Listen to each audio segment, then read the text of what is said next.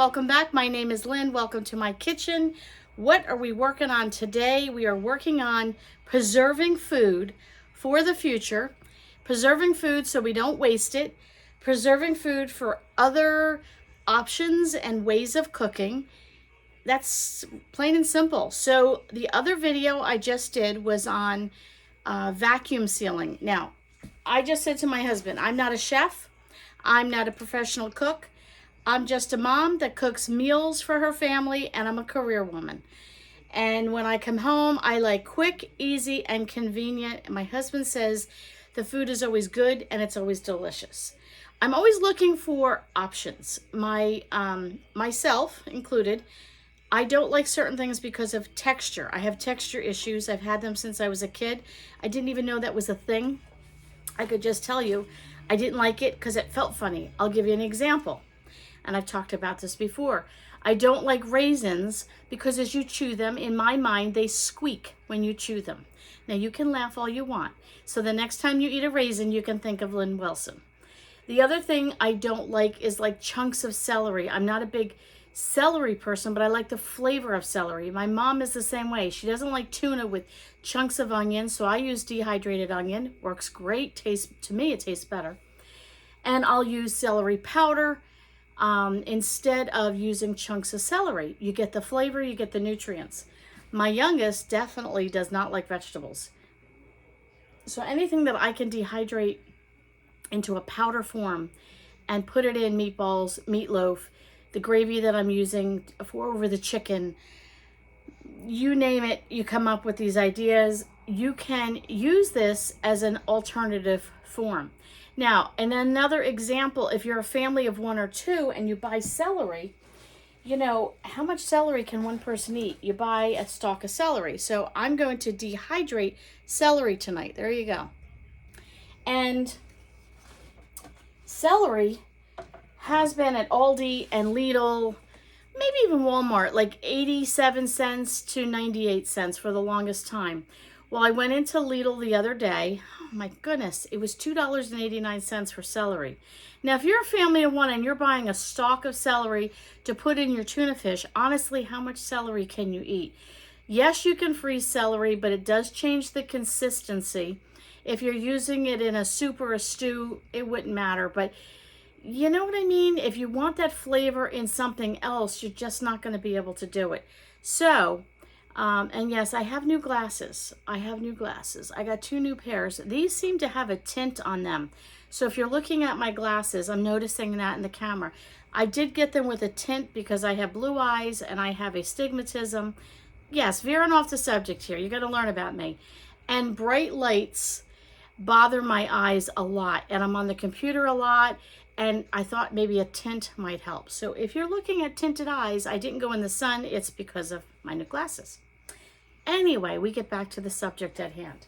So I want to show you a couple things, and then we're going to jump into the celery. So green onions. I don't know. Maybe you already know this. This was something new to me about a year or so back. I actually wasn't a big one. I just used onion, like chopped an onion. And you hear a lot of recipes with green onion. Well, I had gotten a couple of those meal packages that you get, and it came with green onion. That was the first time I really used it. Well, this one I had bought, left in the refrigerator, and it got a little wilty. So I chopped it all the way back, like chopped right about there, like to the bare bone. Put it in water in a jar, and as you can see, look how tall they're getting. So what I will do is sometimes I'll wait till about this tall. I'll cut them down, I'll chop them up, and I put them on a paper towel, put them in the microwave for like, I don't know, 30 seconds, do another 30 seconds until they're dehydrated, basically. They're so tiny and so thin to put them on a dehydrator, it's not even worth it. But I keep them in a little, I don't know if I have a jar that I can show you. Let me check my stash here. Let me check. No, I wish I did. Oh, I don't know where it is. Anyway, I have a jar. And it has just, I got it at the Dollar Tree, and it's a glass jar, and it has like a little clasp at the top. And I just store them in that. I don't know where it is, but anyway. And I can do that. Or I could cut them fresh as I need them. Now, you can only do that so many times, and all of a sudden it starts looking, But then someone told me, well, don't throw out the bottoms, just plant them in dirt and they will come back again. So I will be trying that. But I wanted to show you. Now, this is another option for you. Just, you know, using your food, preserving your food, maybe buying a regular onion. You know, you don't want a bag of onions and then you get one onion and what do you do with it? Maybe something like this that you can, you know, constantly sprinkle that on top of anything. Add it to a soup mixture, a gravy mixture, and so on. Okay, now somebody put in the comments, and thank you so much. I'll be getting to the rest of those comments this weekend. But someone did mention, can you vacuum seal uncooked pasta? So I never did it because I'll tell you why. I don't think it's necessary. This is me. We go through pasta in our house like crazy. My youngest lives on pasta, and autism, you know, autism's middle name is Pasta. And I put it in there for you. Now, I did a little research, and they said to use the, I'm sorry, the lighting and these glasses are not doing well.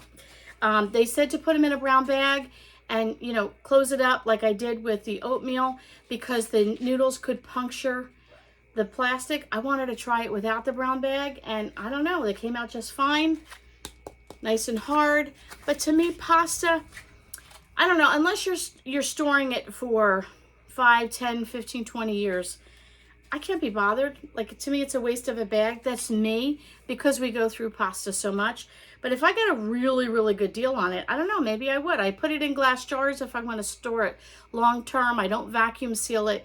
It keeps the bugs out. Anything that's, you know, just a nice jar with a good solid lid, I think you'd be better off than using this. But yes, you can do it. So let me show you a couple other things. Remember, I purchased the Scrapple. Well, there you go. Vacuum sealed the Scrapple. Now this is going in the freezer. This is soft, but it did not split it apart. It did not break it. I have one other package to show you. There you go. And there you go. All right. And then I had some tomato sauce that I had in the freezer, and my son wanted some, so I took it out, but I only needed a portion, so this part is pretty much frozen. Put it in the bag. Now you can see here where it was melting just a tad, and it started to ooze up a little. That's why I used a larger size bag, so I would have that give if it pulled any of that liquid. You could see here it pulled it out a little bit. But that is nicely vacuum sealed, and I won't have to worry about freezer burn.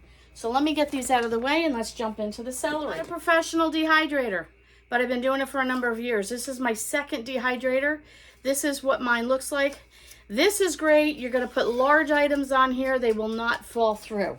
So you have smaller items, which the celery, when it does dry out, can be a little small. You can get these mesh trays. I've heard of people using, the canvas. Is it the plastic canvas? And they cut it and shape it. I don't know. These came with mine. And then if you want to do like a jelly roll or a beef jerky, or you want to do butter or milk or liquid, you can get these trays. I only have one of those. So in the meantime, I have one tray filled. Now you would fill your tray, as you can see. You just put your celery on it. You don't want to overfill, but you don't want to waste a tray and have too much on there. So I'm going to put this on tonight. I'll probably put it on about 8 o'clock tonight. By 8 o'clock tomorrow morning when I, get ready to go to church, we'll be good to go, and it'll be perfectly fine. I put the leaves in there. I put the stems in there. All I did was wash it up, cut it up, and tray it up. That's it. Now I have a little bit more. Let me show you on my tray. There we go. I got a little bit more.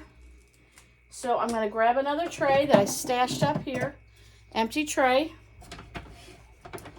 And I'm going to pull you down and let you see what I'm doing here. Let me get this on correctly. All right, let me bring the camera down, let you see what we're doing. So I have this tray here, but I'm afraid that it might not work well once the celery does dehydrate. So I'm putting the mesh tray on top. And because the air comes through this hole here, it circulates up here. You have the mesh tray. What I probably will do is just flip these trays, take the bottom one, put it on top, and vice versa.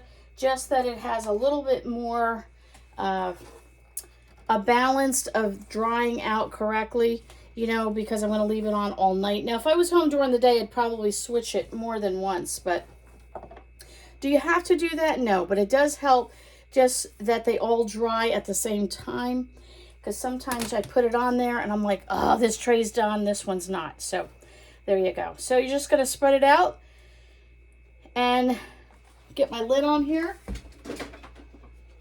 I have a Nesco.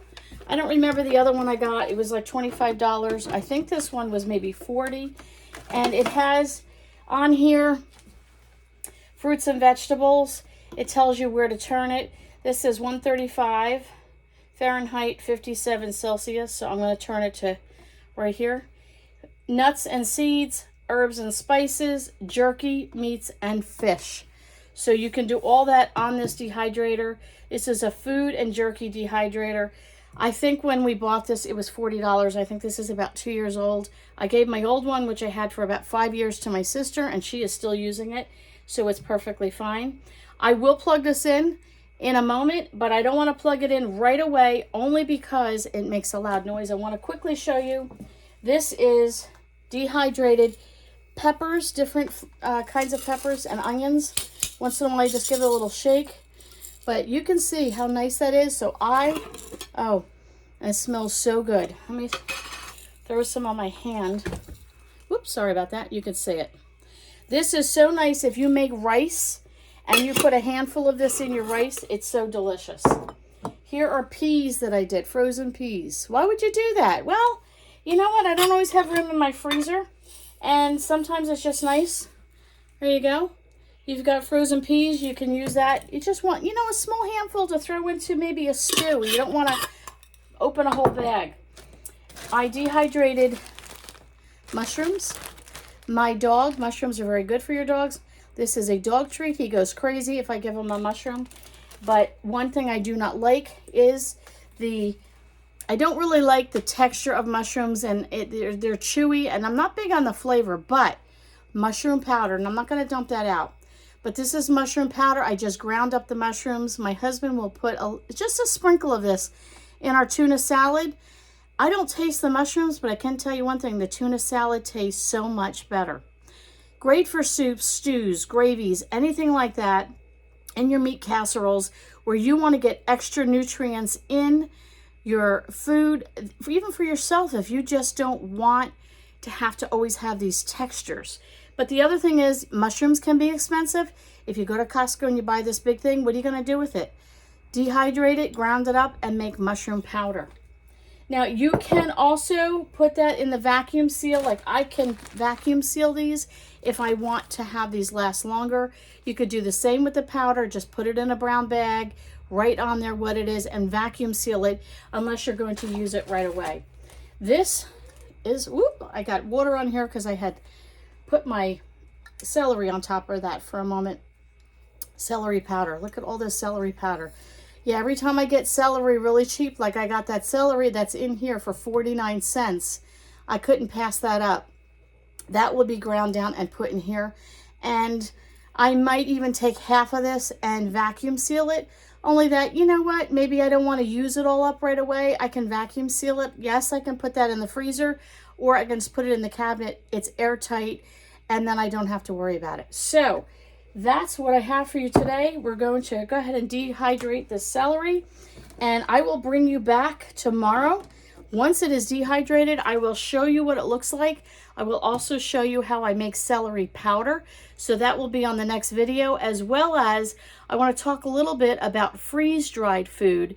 Is it worth it? Will I get it?